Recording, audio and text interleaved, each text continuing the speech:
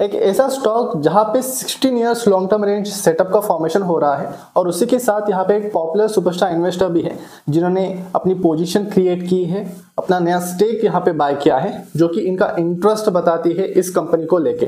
तो इस कंपनी को हम बहुत ही डिटेल में एनालाइज करेंगे, जहाँ पे मल्टी ईयर ब्रेकआउट हो रहा है, प्लस उसके साथ और एक कंपनी है जो कि अपने इंडस्ट्री सेगमेंट में मार्केट लीडर है एंड ये जो कंपनी है ये हाई ग्रोथ इंडस्ट्री से बिलोंग करती है। तो दो कंपनीज आज हम एनालाइज करेंगे, देखेंगे कि यहाँ पे क्या अपॉर्चुनिटी है, लेवल्स क्या है, ये सब कुछ समझेंगे।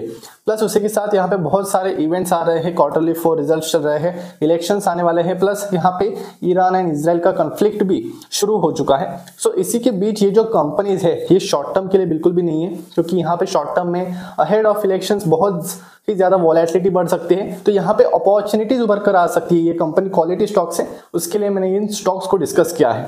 सो this are not recommendations, just take it as educational purpose video. सो चलिए इस वीडियो को जल्दी से शुरू करते हैं। तो चलिए सीधे शुरू करते हैं हमारे स्टॉक एनालिसिस के साथ। और जो पहला जो स्टॉक मुझे मिला है वो है dredging corporation of India limited. अभी इस स्टॉक को ऐसा नहीं है कि ये स्टॉक ये बहुत ही शॉर्ट टर्म के लिए वगैरह नहीं, अभी यहाँ पे अपॉर्चुनिटी मतलब बहुत ही लॉन्ग टर्म रेंज ब्रेकआउट हुआ है और बहुत दिनों के बाद मुझे ऐसा चार्ट सेटअप नज़र आया है। HFCL, IRB infrastructure, EIH hotel, ये मैंने बहुत पहले डिस्कस किया था और उनका परफॉर्मेंस भी आपने देखा है। अभी वैसा ही कुछ चार्ट सेटअप मुझे dredging corporation of India limited में दिखाई दे रहा है। और ये स्टॉक मैंने कैसे ढूंढा, ये बहुत ही सिंपल है, ये मैं आपको इसके बाद दिखाऊंगा।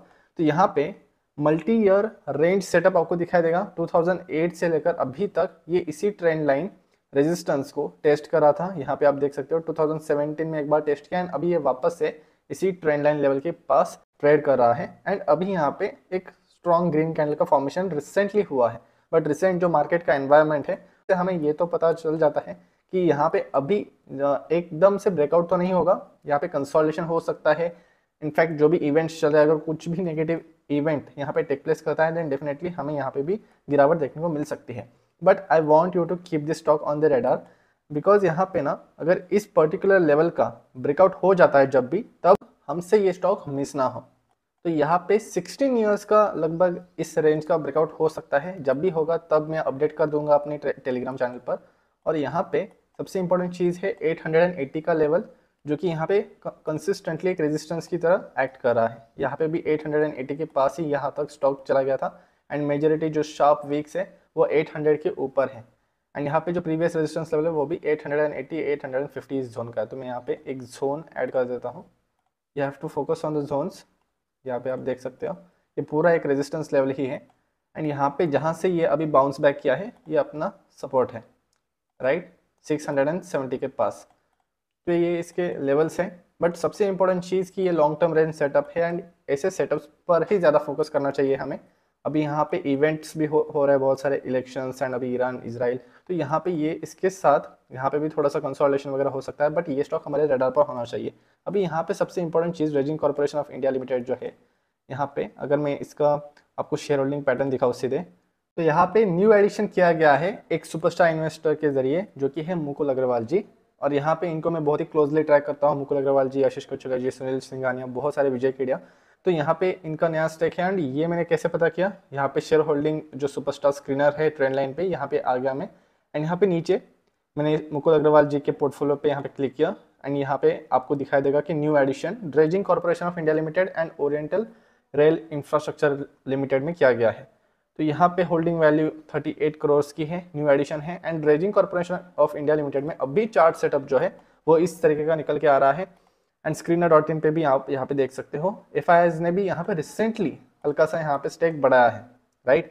और अभी अगर इस कंपनी के हम P&L स्टेटमेंट को देखते हैं नॉर्मली, तो ये जो पिछले साल अगर हम 3 साल की बात करें मार्च 2022 से, तो यहाँ पे ये प्रॉफिट इंक्रीजिंग में ही है, राइट। एंड यहाँ पे क्वार्टरली भी अगर आप बात करोगे तो दिसंबर 2022, दिसंबर 2023, 27, तो यहाँ पे भी अप ट्रेंड में ही है।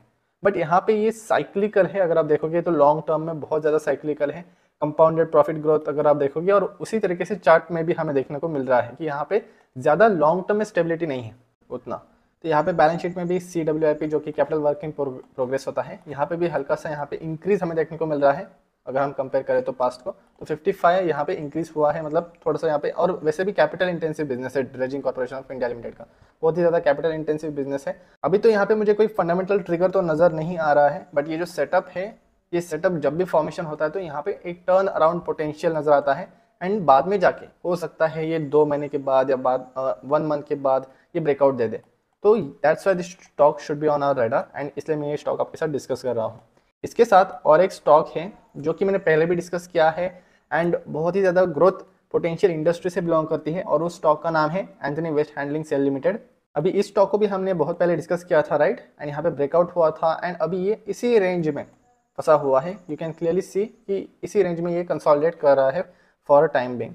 तो यहाँ पे भी अगर हमें इस पर्टिकुलर लेवल पे मिलता है जो कि मैंने मार्क किया है, ये येलो जोन, तो इसके पास अगर आता है then we can start accumulating, क्योंकि वेस्ट मैनेजमेंट इंडस्ट्री का जो ग्रोथ पोटेंशियल है वो काफ़ी अच्छा है। एंड ये जो स्टॉक है ये मार्केट लीडर है, इंडस्ट्री लीडर है इस पर्टिकुलर सेगमेंट में, तो दैट्स वाई ये स्टॉक हमारे रडार पर होना चाहिए। आईपीओ फ्लैट बेस ब्रेकआउट हुआ था एंड अभी फिर से फ्लैट रेंज में ही है, तो यहाँ पे अभी भी ग्रोथ पोटेंशियल है। वैसे अगर देखा जाए, अगर 1 साल 8 महीने की बात करें तो यहाँ पे अच्छा खासा ग्रोथ हो सकता है if all the things macro economic factors भी अगर फेवर करती है, तो ये कंपनी में भी ओवर द लॉन्ग टर्म एक अच्छा खासा यहाँ पे भी रैली देखने को मिल सकता है। तो ओवरऑल मैं क्वालिटी स्टॉक्स पे ही फोकस कर रहा हूँ ज़्यादातर, और मैंने कुछ क्वालिटी स्टॉक्स डिस्कस भी किए हुए हैं पहले भी। तो ज़्यादा स्टॉक्स पे फोकस नहीं करना है, ऐसे स्टॉक्स पे फोकस करना है जहाँ पे कुछ फंडामेंटल ट्रिगर्स हो, और जो कंपनीज मार्केट लीडर हो अपनी इंडस्ट्री में, इंडस्ट्री लीडर्स हो, और उनका प्रॉफिट नेट प्रॉफिटेबल हो कंपनी, राइट। एंड यहाँ पे इस कंपनी की बात करें तो यहाँ पे सुपरस्टार इन्वेस्टर्स ने बाय किया था, तो यहाँ पे इन्होंने बाय किया है, दैट्स वाई ये एक फंडामेंटल ट्रिगर है मेरे लिए, क्योंकि मैं पर्सनली सुपरस्टार इन्वेस्टर्स ये जो भी है जिनको मैं ट्राई करता हूँ, इनके जो भी कंपनीज होते हैं ना वो अच्छे परफॉर्म करते हैं over long term, means in the next near term 1-2 years. तो दैट्स वाई मैं इस स्टॉक को भी रडार पर रखूंगा। ड्रेजिंग कॉर्पोरेशन का superstar investor plus chart setup काफी बढ़िया है, एंड AWHCL एक इंडस्ट्री लीडर है, एंड यहाँ पे भी एक अपॉर्चुनिटी बनकर आ सकती है।